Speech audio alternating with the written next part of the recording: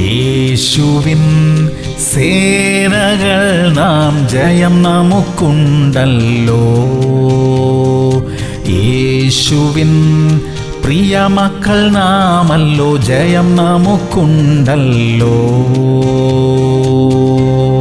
ഉൽപ്പത്തി 6:22 ദൈവം തന്നോട് കൽപ്പിച്ചതൊക്കെയും നോഹ ചെയ്തു, അങ്ങനെ തന്നെ അവൻ ചെയ്തു. പ്രിയമുള്ളവരെ, തികച്ചും വ്യത്യസ്തമായ ഒരു കാര്യം ചെയ്യാനാണ് ദൈവം നോഹയോട് കൽപ്പിച്ചത്. അതിന്റെ പിന്നിലെ ദൈവിക ഉദ്ദേശം എല്ലാം നോഹയ്ക്ക് മനസ്സിലായി കാണണമെന്നില്ല. എങ്കിലും നോഹ എല്ലാം ദൈവം പറഞ്ഞതുപോലെ ചെയ്തു. അങ്ങനെ തന്നെ അവൻ ചെയ്തു എന്ന് തിരുവചനം എടുത്തു പറഞ്ഞിരിക്കുന്നു. അതിലാണ് അനുഗ്രഹം. ഭാഗികമായ